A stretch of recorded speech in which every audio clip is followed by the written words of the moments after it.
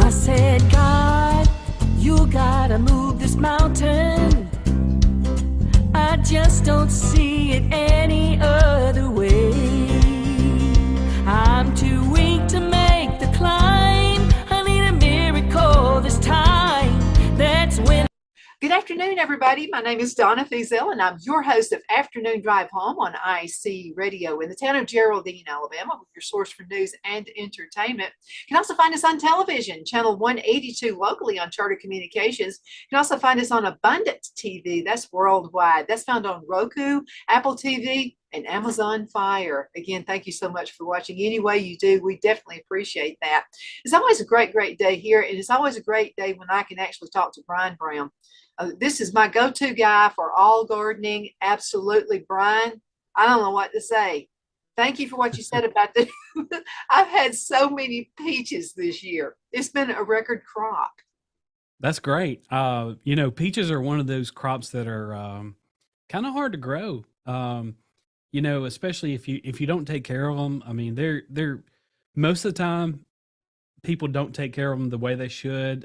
They get all kinds of diseases and things. So if you take care of them and thin them out and spray for fungicide, they're real bad about getting fungus. If you can take care of them that way, you can have really good peaches. Oh, man, you were right, because we had peaches were everywhere. I don't know how many hundreds of peaches we had on one tree, and that's not counting the other one. And I remember sending you a picture, and they looked like a cluster of grapes. There were so many of them. You said those need to be thinned out.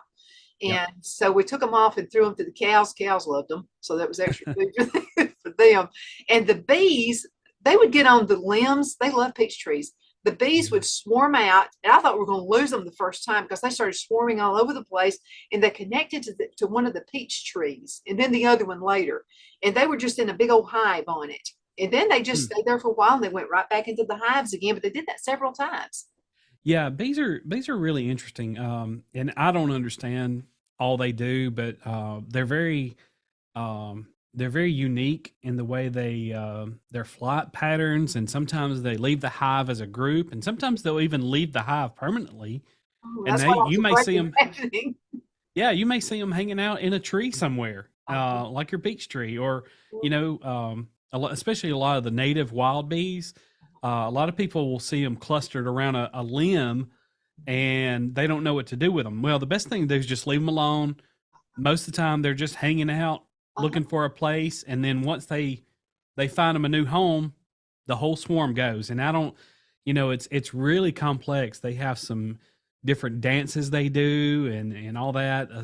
They're fascinating species. Oh, they are. I mean, they are a well-run business, you know. They are. I mean, they are. You can get a lot of tips from them in your business life.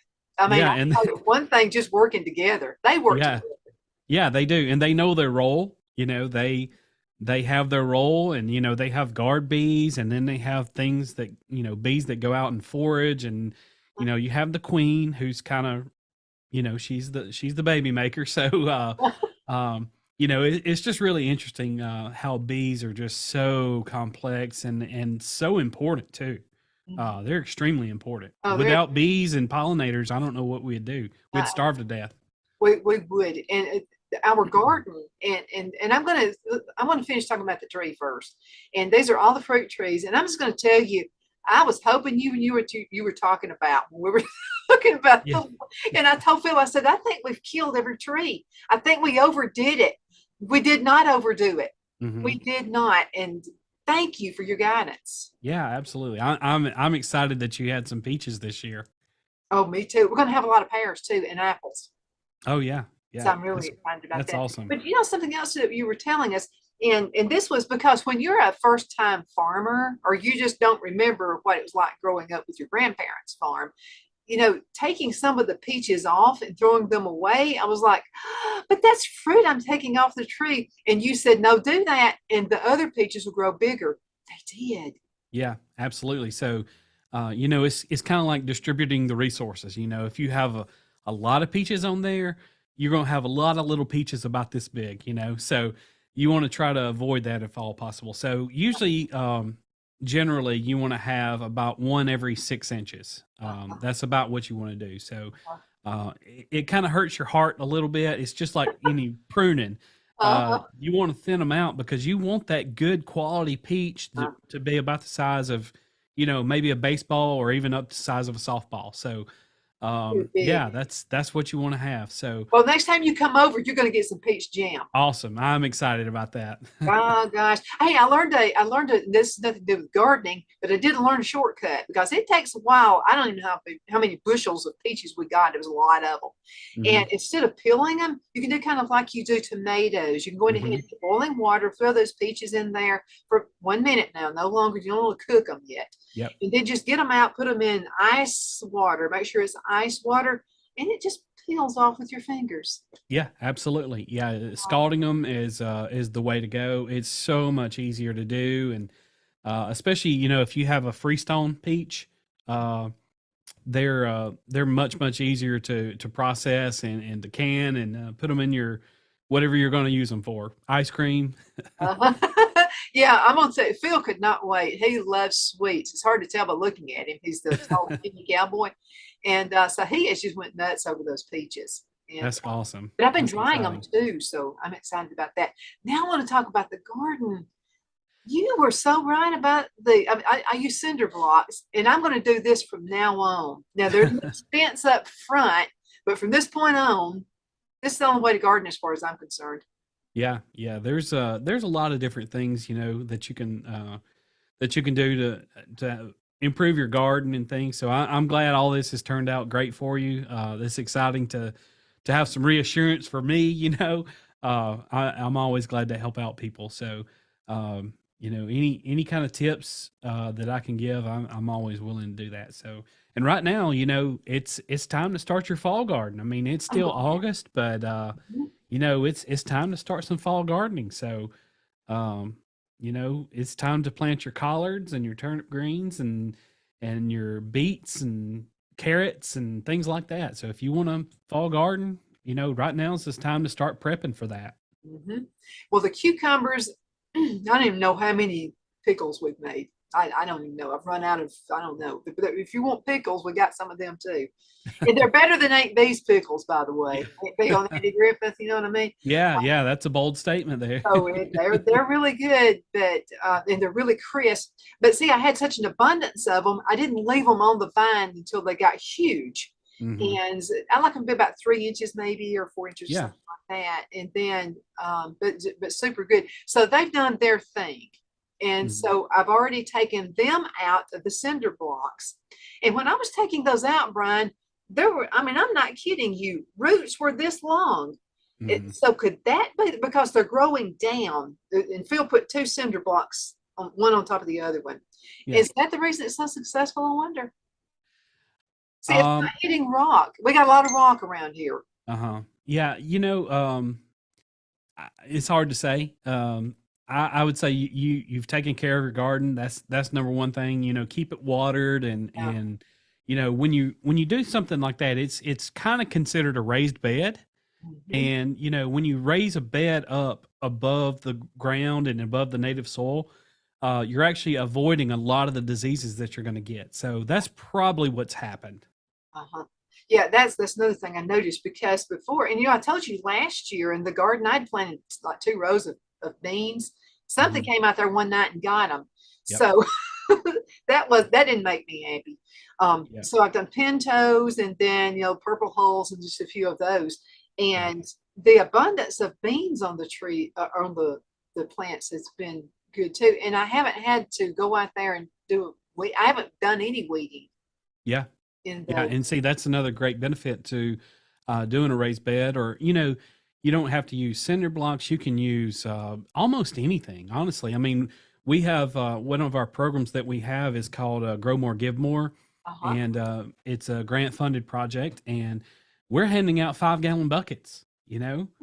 So you can start a garden in something as simple as a 5 gallon bucket, and you can be successful, and try your hand at that. Uh-huh. That's what we try to encourage people to do.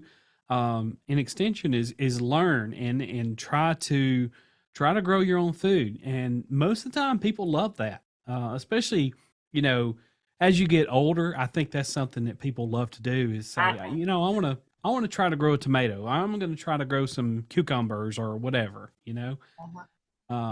So I think it's just something in us that just longs to garden. I think we were created to garden, and I feel like it's just kind of us like going back to what we originally intended to do, is to be gardeners. Well, and then I use no chemicals in my garden at all. Mm-hmm. And then I recycle everything. Phil has started a bin, and Good. so when he cuts the grass, he has this big thing contraption on the back of the lawnmower, and we empty it into that, and we put food scraps in it, and it can't be any meat products or anything. Correct. Like that. I know you told us about that. Yep. And then newspapers, you know, black and white print. I'm not putting anything with color in it.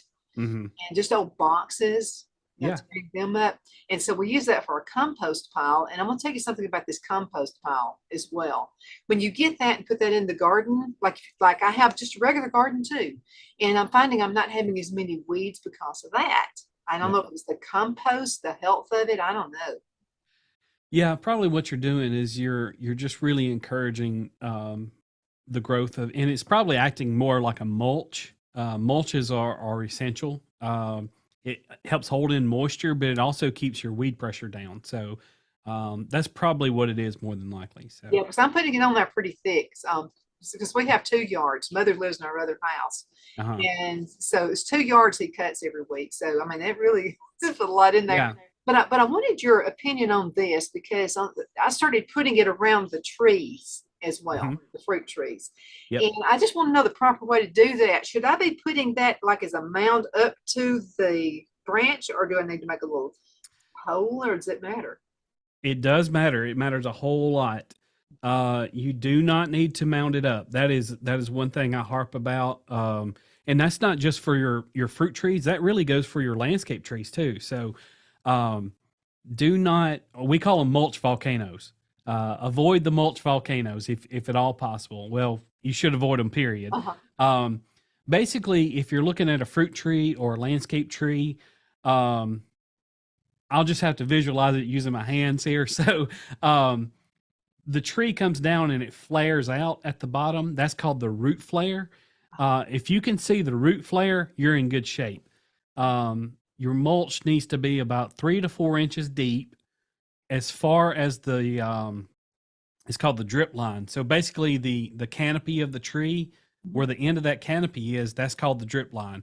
You want to take your mulch all the way out 3 or 4 inches to the drip line, and then pull away any mulch up against the trunk of the tree. So that will reduce insects. You know, sometimes they overwinter in your mulch, and sometimes they will crawl up your tree. So if you can pull that away from the trunk of the tree, you'll be in much better shape. Well, I've got to change that because I have really created a volcano up there.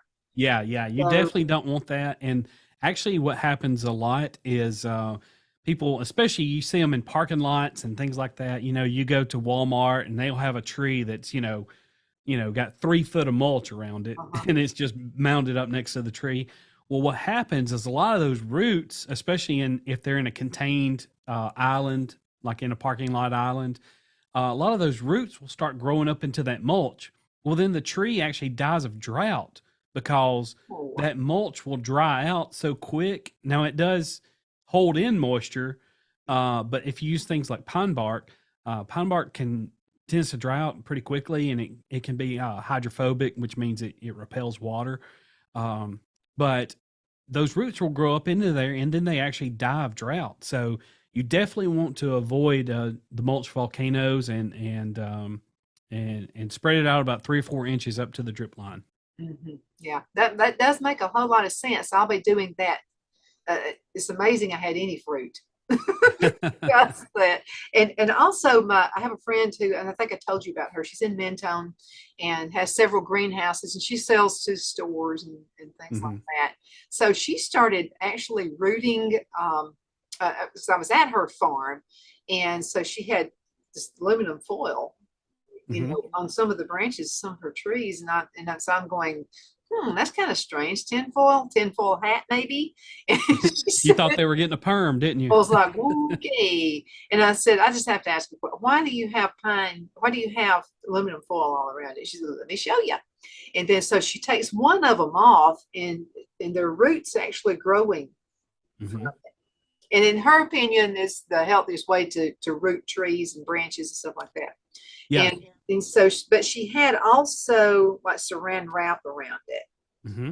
And then she had the aluminum foil kind of like in a ball Yep. around the branch. And it was growing roots. I've never seen that before.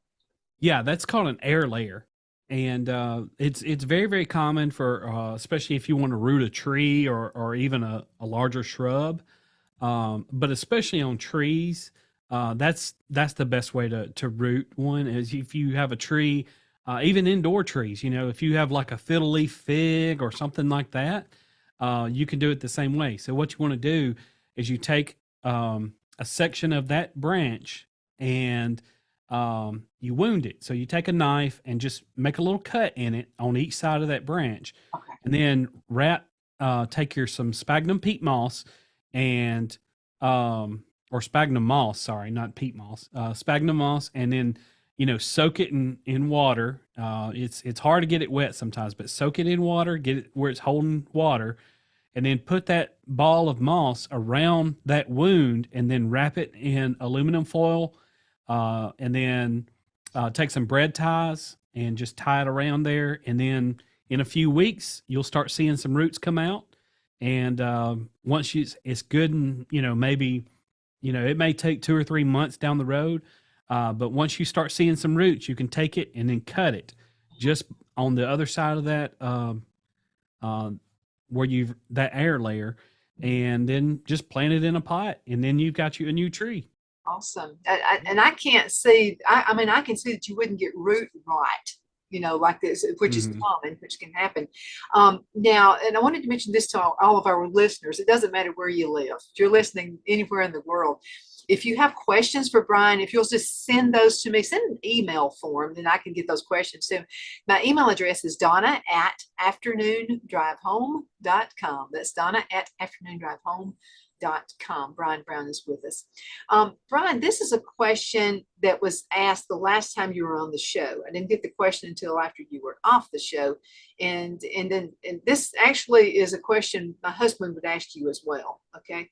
So this is about growing trees and shrubs and things like that too close to the house. Mm-hmm. And I've noticed that my grandmother had planted a tulip tree, like almost in the porch. And this thing has huge, huge roots on it. And so when I had went to this farm I was telling you about where she was rooting trees, I'm thinking that would be because Phil said that tree needs to come up. We're going to wind up, even though it's a concrete porch, it's going to hurt the foundation of the house. Mm-hmm. And so I thought I'd go ahead and start rooting that one now so I can take that off. It would still be part of my grandmother's tree. Mm-hmm. So what are your recommendations? Because I'm going to tell you, roots can mess up a foundation of a house. Absolutely. They are, a small tree like that. And you say tulip tree. Now that is a magnolia. I'm assuming that's what you're talking about is the magnolia. Common names, we have to, they're actually called a saucer magnolia, but I know what you're talking about. It's the ones that bloom purple in the spring, looks like right? a tulip, actually. Yeah. And that's why they call them that, is a tulip tree. So, but it's actually, it's a magnolia tree. Okay. And saucer magnolia is what we call them, or Magnolia exhalangiana, but who's counting, right? Those, if you do some air layers like we just talked about, that'd be a good way to preserve that tree.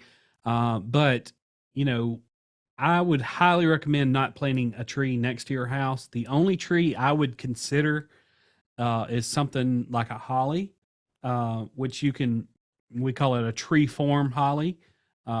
You could get away with planting that next to a house, but it's still it's a little iffy on that. So try to keep shrubs contained. Some of the other trees you might have a conifer, like a arborvitae or something like that. That's a small tree, has kind of a fibrous root.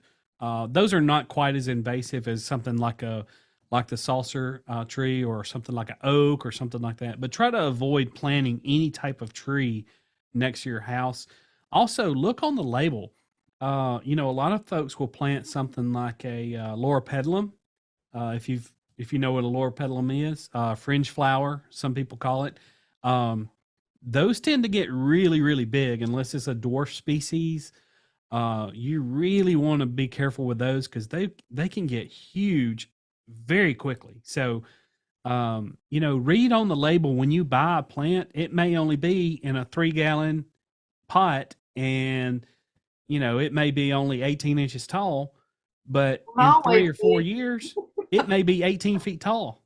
So make sure you read the label and on the pot and see how big it is. If you're buying it from a garden center, ask somebody at the garden center, hey, how big is this plant going to get? And you can always call me. Hopefully I know who the plant is, and I know most of them. And, ask me if you want to plant a tree. I'll tell you, hey, I would reconsider that, plant it out in the yard. Don't plant it next to your house because it will get into the foundation and it can do some serious damage. I have to tell you, Phyllis, we've spent a lot of money since we bought this farmhouse because those things were planted because we've had to redo floors, had to be taken out. So I know we bought the farm a few years ago, and some of my relatives were saying, when are you going to start working on your house? And we were saying, we are. You just can't see it. It's not the pretty stuff. We're having to redo floors. Hey, I'm right there with you. I'm trying to redo my house right now, and I know my neighbors are embarrassed about my yard. I'm embarrassed in my yard. So, but I'm remodeling my house right now. So, well, let me ask you a question. If you do want something pretty close to the house, how far away from the house should it be planted? It really depends on the plant. If you're planting a shrub, like let's say it's a holly, I love hollies. And there's hundreds and hundreds of hollies. But typically, at least 4 foot away from the house. It sounds like a lot, but sometimes they can get pretty wide. So again, know what kind of plant you're planting. If you have to Google it, look on your phone while you're at the garden center. See what kind of spread ultimately gets. As a designer, we try to design for 3/4 of the ultimate size. So if a tree gets, let's say, 10 feet, we're going to design it for an 8 foot or 7 foot spread, something like that. So that's about what we try to shoot for. But it just really depends on the plant. Yeah. Another question that was asked, this pertains to trees as well, and that was pecan tree. And the pecan tree was planted about 4 years ago. When will they start producing? Well, that depends. Some pecans take longer than others. It really just depends on the species. What I can tell you is if you have planted one, they do need a pollinator. So hopefully there's one in the area that can pollinate it if you only planted one. And the pecans are interesting. So I get a lot of questions about them. I would say the biggest thing if you're going to plant a new pecan tree is to make sure it's scab resistant. Scab is a fungal disease that pecans get. So make sure you can just Google Alabama pecan board, and it has a list of scab resistant pecan trees. And you want to get that for sure. The other thing you can do is just make sure that you fertilize it. If you go to aces.edu, that's our website, and just look up pecan fertilization. It tells you exactly how much you need to put out, and you need to put out pretty good amount of fertilizer, depending on how old your tree is. Basically, it's about a pound of fertilizer, and it tells you specifically how much you need to put. But you also need to put out zinc. Zinc is extremely important for pecan fruit development. So you need to fertilize it with some nitrogen, a complete fertilizer, and zinc. So all three of those need to happen. Other than that, there's not a lot you can do for a pecan. But wait. But wait, that's right. That's true. That takes so several you just kind of have to do, just be patient. And But it really depends on the cultivar, and also depends on if you have pollinators in the area. Absolutely. Now you've seen our yard, so we got this 38 acres, but the very front of the yard, Mother had planted a pecan tree out there by its lonely little self, and it's never produced. And I know that tree has been at least since the year 2000. Okay. But it didn't have a mate, I guess you would say. But Phil later in the backyard planted 2. So those trees he planted, would that help the one up in the front yard? Yes. And there's certain ones that will cross with certain ones. So, but they should pollinate each other. So as long as you got one and the other, you're okay. Need a mama and a papa. Yeah, that's right. That's right. So. Absolutely. Let's go on ahead and get ready for a commercial break. I think we're probably ready. Oh yeah, we're past ready. Let me go on ahead and throw us into a commercial break. We'll be right back in just a few minutes. And guys, y'all hang tight because there's lots of great information out here for all of us. Okay, we're going to be right back in just a minute.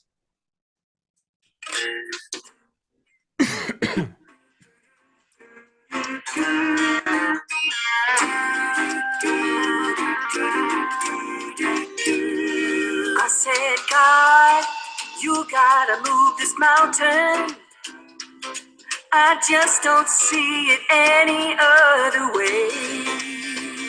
I'm too weak to make the climb. I need a miracle this time. That's when I heard the voice from heaven say, don't tell me about that mountain, tell that mountain about me. Face your feet, shout my name, proclaim the victory. You said your prayers, now take a stand, get up on your knees. You told me about that mountain, now tell that mountain about me.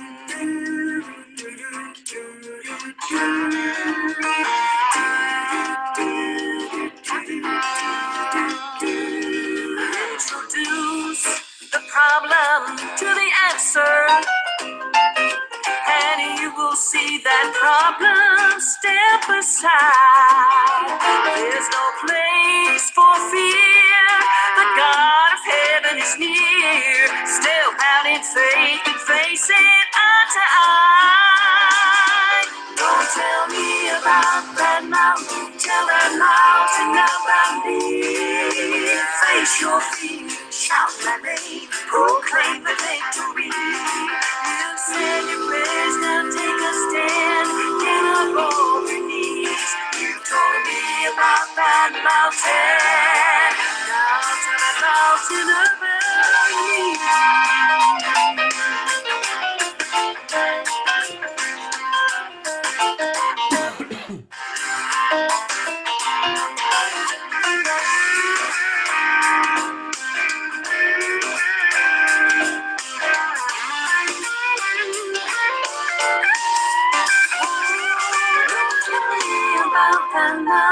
Tell that mountain about me. Face no fear, shout my name, proclaim the victory.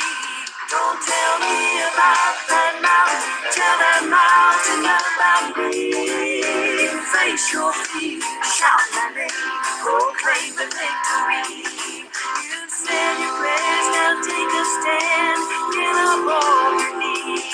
You told me about that mountain, now tell that mountain about me. Don't Coming back in. My name is Donna Thiesel, and I am your host of Afternoon Drive Home on IC Radio in the town of Geraldine, Alabama. Thank you so much for listening to us every day, Monday through Friday from 1 to 3 p.m. Central, as I get to ride home with you in the afternoon. So now Brian Brown and I get to ride home with you in the afternoon. We appreciate you listening to us. Absolutely. Brian is my go-to guy. I want to tell you what, he has given me so much great advice, but I will never forget what you said about the figs. What did I say about the figs? I can't remember. You told me how they become figs.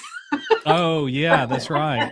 But you know what? It still hasn't stopped me. I still love figs. Oh, yeah, they're still good. You just put it out of your mind. It's okay. That's fine. That's fine. Oh, and I'm going to tell you, there are figs all over the place, too. And I got so tickled one day.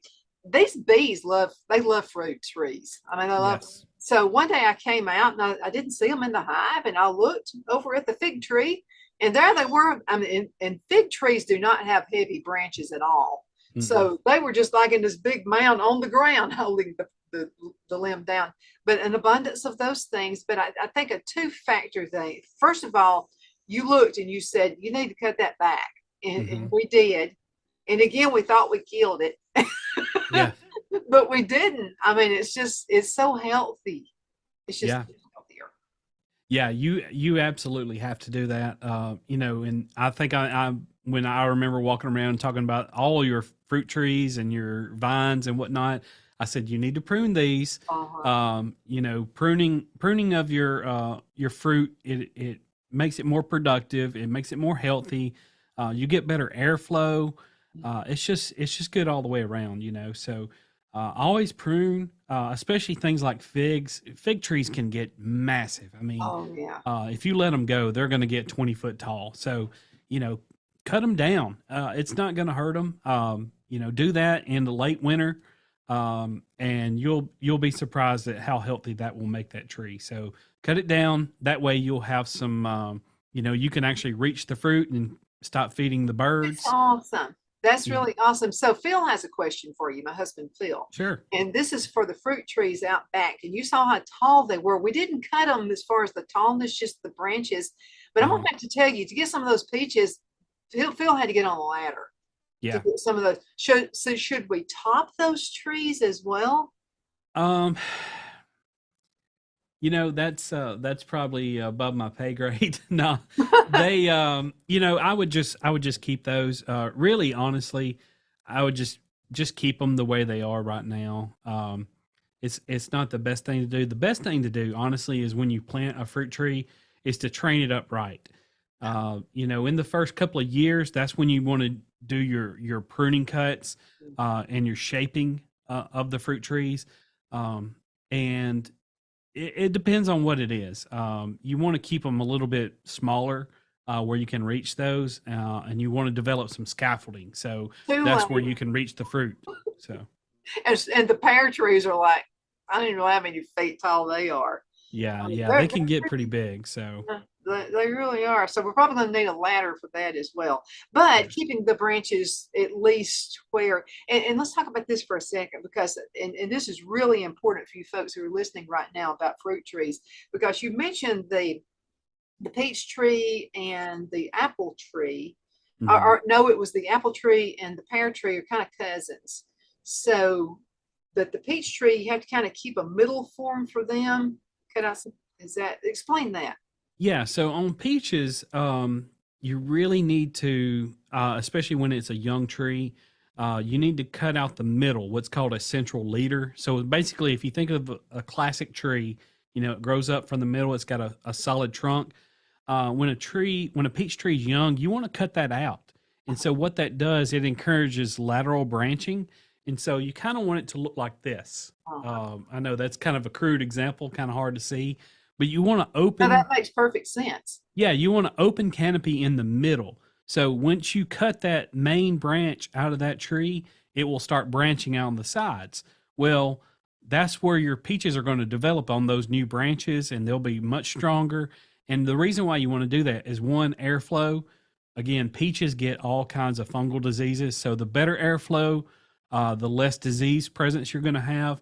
Number two is, when those peaches start developing, those peaches need to get some sunshine. So that's what develops those, what we call the rosy cheeks on the peach. Oh, they're so beautiful. The suture down the middle of it, the sides of that suture is called that's the cheeks of the peach. So you want those to develop into this rosy, peachy color.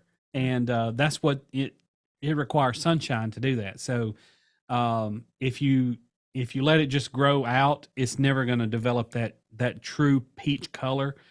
So you want to get more exposure by cutting out that middle part of it. So but main thing is disease resistance. So keeping that disease down by promoting airflow through there. Absolutely. So. Let's talk for a minute about the fall garden and the plants. I mean, I mean, how soon should you start? Because we're having a lot of rain this week. I mean, it's like Yeah. almost every day.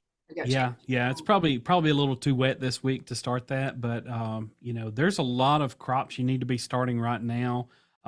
Your brassicas, so like your broccolis, your Brussels sprouts, your collards, carrots. There's a lot of different things. You can even start doing some snap beans, things like that. Yeah, so you can do those. Let's see. Actually, we have an app called SOW, and it actually has what can I plant today. So, oh my goodness, this is kind of a picture of it here, and it tells you exactly what you can plant today for your area. So, it's a really handy app, and you click on the vegetable there, and it tells you how many days to harvest, how you should space them. It's a really, really cool app. So you can customize it based on the county that you live in. So when you first download it and first open it up, you says, what county do you live in? And you choose your county. So up here in North Alabama, we probably can start a little bit later than what you can down in South Alabama. So based on that, your location, it tells you exactly what you can do. Now, I'll put another plug in here. There's actually one called Farmer Basics, and it's got a new update that just came out a couple of weeks ago, and you basically can choose your crop, and it tells you what kind of diseases it has, what kind of insects it get on there, and what kind of weeds, and it gives you recommendations on each one of those. So that's Farmer Basics, and that's the commercial horticulture team in Extension put that on. So that's a really good app. So Farming Basics and SOW. Those two apps are great resources. And let's say for apples, you just click on crops and then click on apples, and it tells you, what kind of insects. It has a picture of the insect. Well, it kind of went away there. Has a picture of the insects on there. Like there's a stink bug. You got Japanese beetle. If you don't know what one of those looks like, hopefully we know what they look like around here. Yeah. So, let's say tobacco thrips. If you've never seen a tobacco thrip, that's what one looks like. So, and it tells you how to control those too. So, you click on control and it says use blue sticky cards, and that's what they're attracted to. So great apps for everybody to download, and you don't have to be a commercial farmer to get that, but this is a handy resource for anybody who's growing any kind of vegetables or fruit. Well, I'm going to get that just as soon as I can. Deja Lee has a question for you, and that's about apple trees. And by the way, you can still send questions after the show. You can send those to Donna at afternoondrivehome.com. Donna at afternoondrivehome.com. And this pertains to apple trees. And she said she's getting blight on her trees. And so she wants to know she said she's got a pretty good crop of apples this year. Good. And so she wants to know if that's going to does she have to do something so it doesn't get on the apple, the fruit itself? So, depending on if it's fire blight, she needs to go. Fire blight, if that's what she's referring to, basically it looks like the tree has been on fire, and it will infect the stem of the tree, and it's very distinct because when you look at it, it will do what's called a shepherd's hook, and the leaf will do like that, and kind of hang and look like a shepherd's hook. If you have that on your tree, that is a very bad disease. You need to go down about a foot below where the damage is and cut it out and burn it. Okay. And hopefully that will take care of that. It's a pretty devastating disease. Hopefully she doesn't have that, but if it is fire blight, you definitely need to cut it off and burn it. Don't throw it away, burn it. Mm-hmm. Very essential. You heard that, Deja Lee. I said, now, is this going to affect her fruit if she doesn't do it? Because she said it's not on the fruit, it's only on the leaves. Yeah, that's right. It will only affect the stems and the leaves. So as long as she can pull the fruit off and harvest that now, if they're ready, that'd be fine. When do you know when an apple is ready? Uh, When you can. yeah, when you try it, try it and eat it. It depends on the variety of apple. I mean, there's some, like your crab apples, they're small. But then there's certain varieties of apples, especially that we grow here in North Alabama. They won't be ready till October. It just depends on the apple. You just kind of have to know what variety you got. Yeah, I've got a Granny Smith. Mm-hmm. So you probably got a little bit more. Yeah, I got a little bit longer to go. Yeah. And I'm gonna tell you, they are big and pretty. Yeah.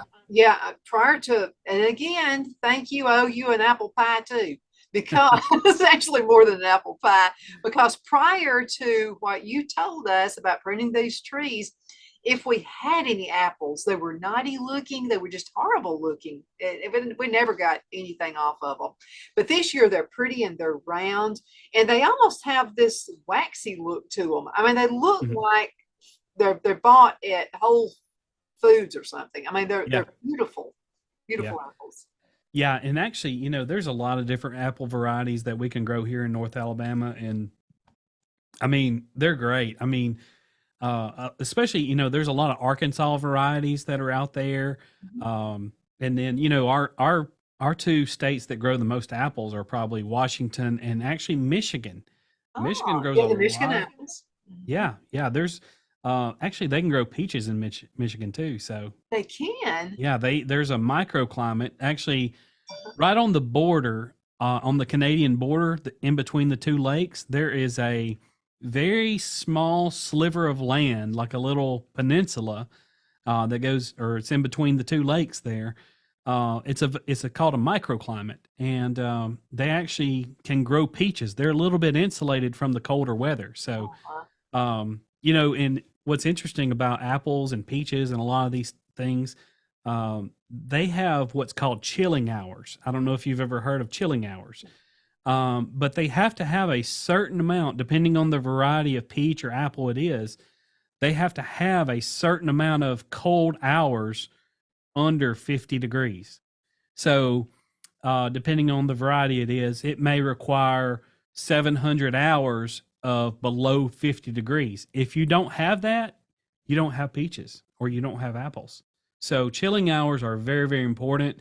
If you have questions about that, you can just go on aces.edu and just look for chilling hours, and it'll tell you exactly how many chilling hours you have average per state. I mean, per county. So in your area. So, even in North Alabama, it may be different over where you're at in Geraldine versus Madison County, over to the west of you. So they may have different chilling hours. So it's very specific about where, you're kind of up in the higher elevation, and, you get over towards Huntsville and Athens, a little bit different over there. It's a little more, lower elevation. So your chilling hours are going to be greatly affected, but it has to have those chilling hours in order to develop.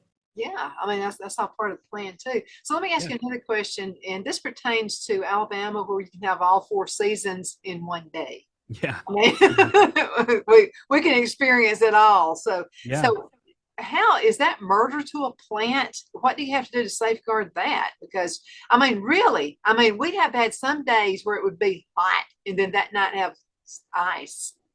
That's just one of the things you have to be careful with, especially in the springtime.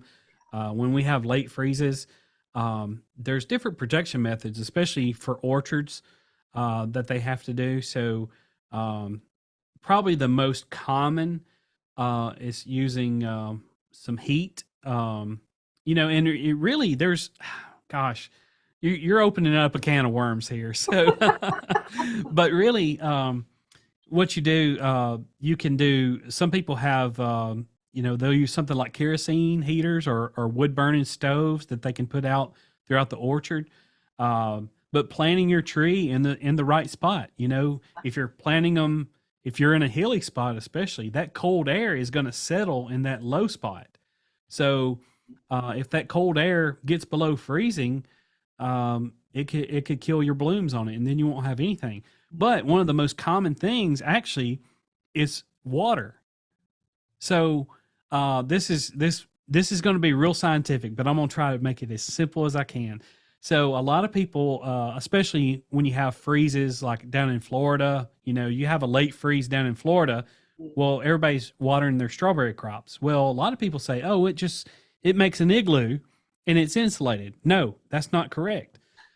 Water, when it freezes, it's called an exothermic reaction, and that water is giving off heat. So in order to freeze, it has to get rid of its heat, right? So if you're always watering, it's always giving off heat, and sometimes it just takes 1 degree. So if you can change that by 1 or 2 degrees, then you've saved your entire crop by watering it. So what they do is they have what's called a wet bulb temperature, and that's due to evaporation. So they start watering. Let's say it's going to get down to, let's say 34 degrees. Well, 32 is freezing, but in those low spots down on the ground, it's going to be 31.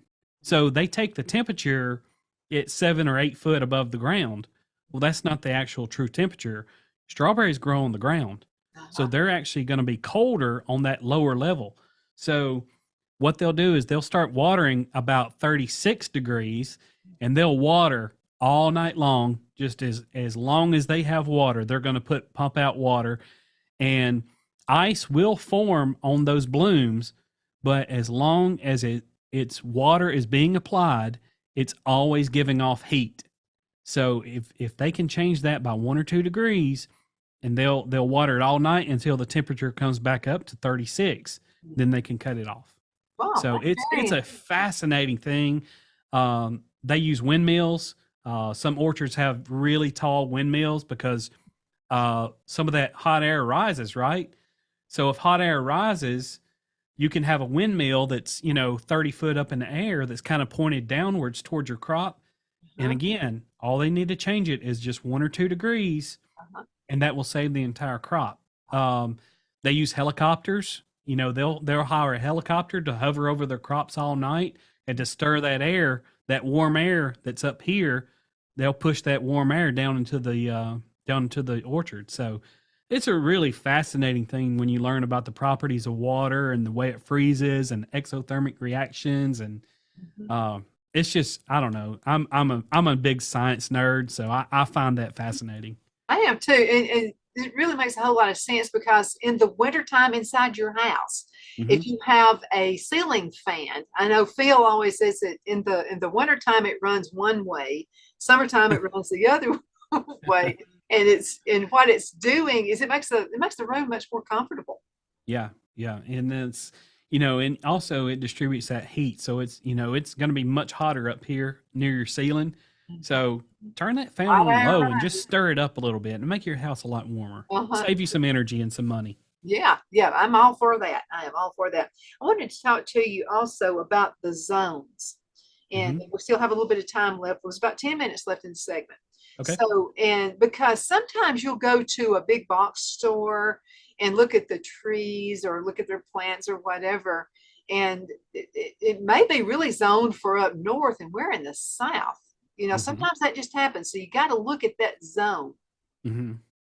Yeah. So that's called a USDA hardiness zone. And what that is the zones go from 1 through 13 or so.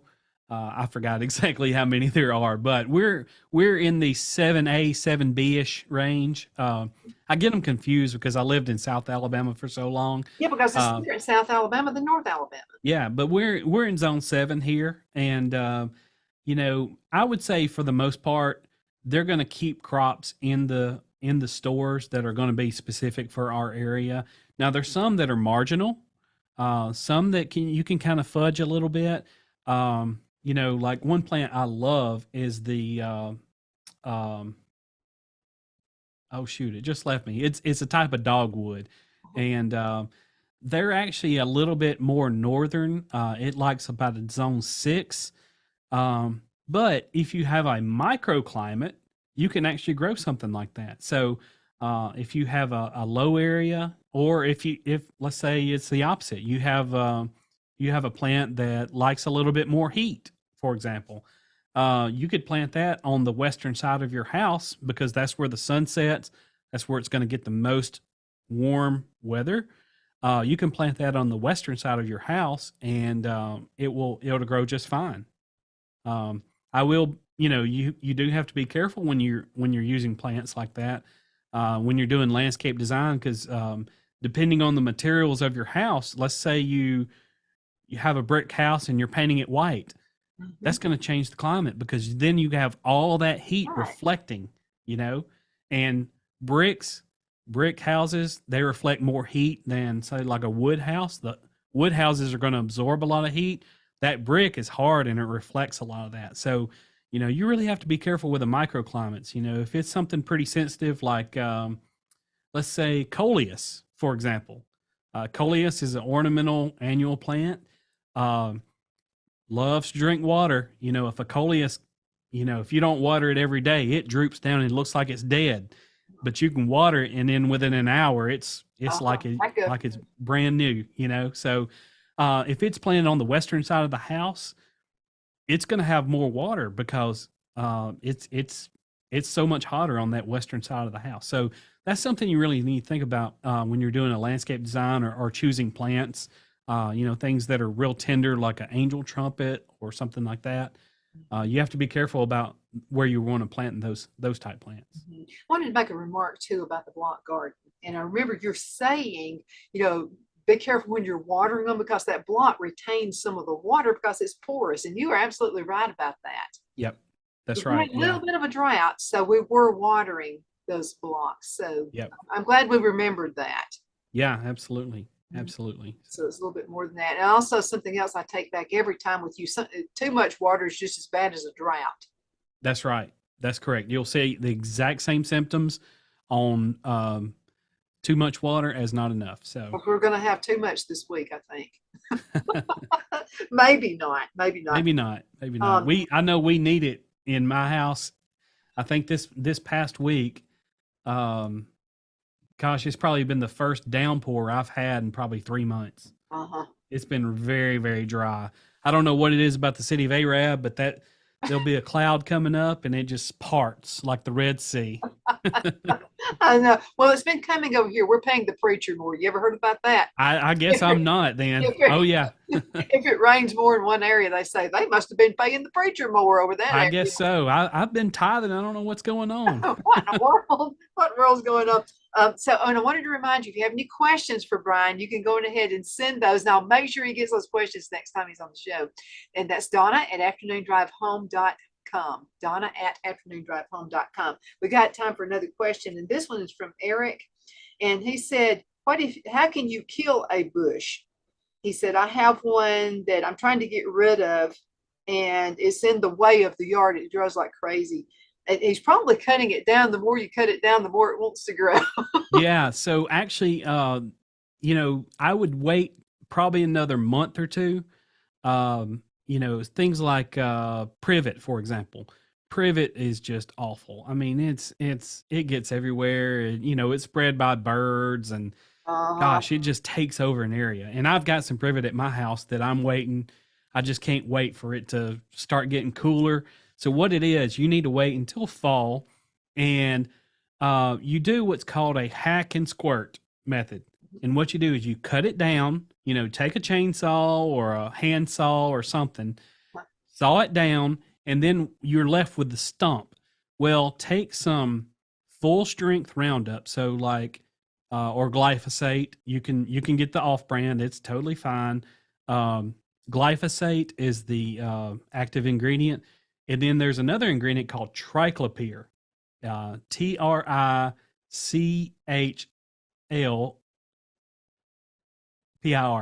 I think I spelled that right. It's close, triclopyr. And sorry, check, I'll help you. I am a terrible speller, but if you get that, it's in a combination, and usually it's labeled as something like heavy brush killer. But if you will take some of that and take you a foam brush like you find at, art stores or Walmart, just a little cheap foam brush, dip it in there and then go all the way around the edge of that stump.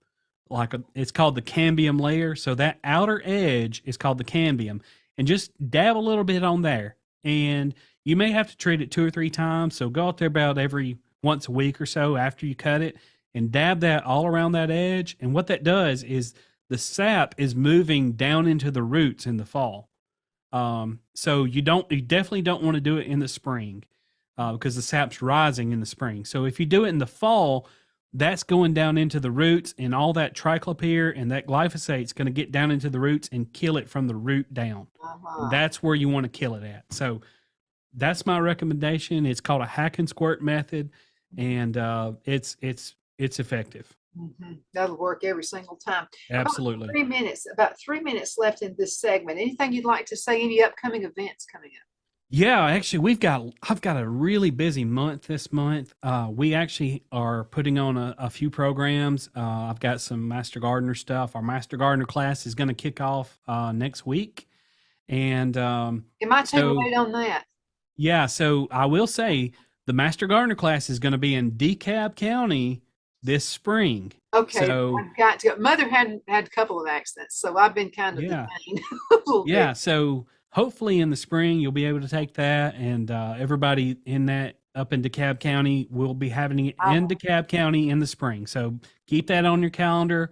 Watch Extension's Facebook page and different things. So that's one thing we got going on. We have a fire ant program that's going to be coming up in Etowah County and in Marshall County. So we'll probably have it somewhere in maybe Gadsden area and then in Arab. So we're going to do a fire ant program. And then we have one big event that's coming up. I'm a little bit intimidated because there's some really good speakers there, and I'm not one of them, but I am speaking. But you're a great speaker. We love having you on the show. Well, I appreciate that, but it's a consumer education event, and that's on August 27th, and it will be in Athens, Alabama. If you just look up Plant Alabama on Facebook, there's plenty of advertisements out there for that. So it's Plant Alabama, and it's the consumer education event, and we're just going to kind of go over, things to do in your landscape, and you're going to have some representatives there from proven winners and a couple of these big growers out there. So it's going to be a really good event. There's going to be some great speakers there. Dr. Jim Jacoby's going to be there. Dr. Alan Owens, Harvey Cotton, that used to be at the Huntsville Botanical Garden. Really, really great speakers. And like I said, I'm a little bit intimidated by these guys because they're brilliant when it comes to horticulture. But it's going to be a great event, and we're really looking forward to hosting that. Absolutely. Well, I'm looking forward to those events as well. So anyway, maybe things are beginning to kind of smooth out a little bit so I can be involved in that too. I'm really looking forward to it. Okay, right. About 45 seconds left in this segment. Brian, thank you so much for being my go-to guy. I'm going to tell you what, you saved the crop. Well, I'm glad to help out. I'm glad everything's several crops. You saved something. So our listeners love having you on the show. They really do look forward to seeing you. And if you have any more questions between now and next show, once a month, Brian's on the show. So we'd have him on every day if we could, but he doesn't have time for that. But you can send those to Donna@afternoondrivehome.com. That's Donna@afternoondrivehome.com. Brian, thank you again. Thank you for having me, as always. Absolutely. Folks, stay tuned. We're going to be right back in just a few minutes with another guest. So y'all hang in there, okay?